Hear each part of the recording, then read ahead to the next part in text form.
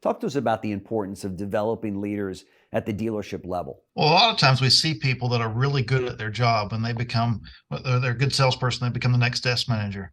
Well, because he was a good salesperson doesn't necessarily make them a great desk manager. What ends up happening, in more times than not, and I talk about that in the book as well, busy versus effective, is we'll promote somebody that's done a great job in the previous role. Well, the previous role is not doing that job anymore. The next role is doing that job through people, allowing them to be able to do that job.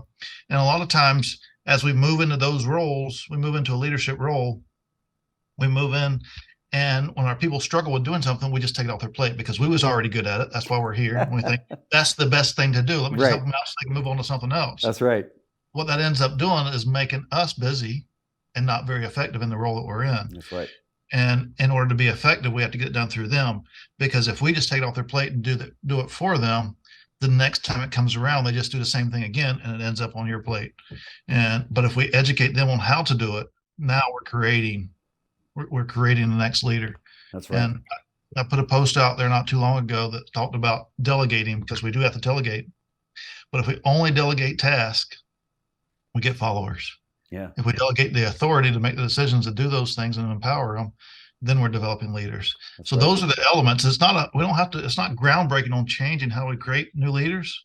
It's just having a path for them to get there. That's right. That's right. And also trust them and trust their decisions. Many times as a manager in the auto industry, I had managers that worked underneath me. I found myself wanting the managers to do it the way that I did it, the way that I did the job. I'd say, here's the way to do this job. I want you to do it that way. And many times I'd find myself frustrated with the individual because they didn't do it my way.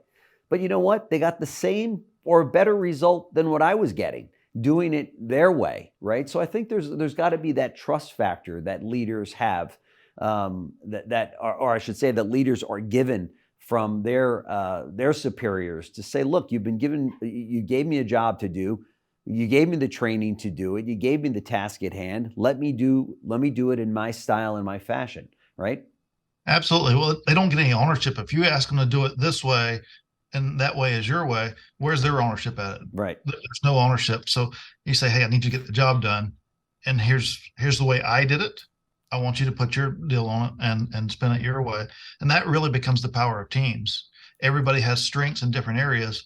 And if we drive them to do it one certain way inside the box, then we're not really building on the strengths of the team. But when we allow them to be flexible and still achieve the job, still hold them accountable or responsible. I like to shift the word from accountable to responsible. Still hold them responsible for the job to get done. Sure.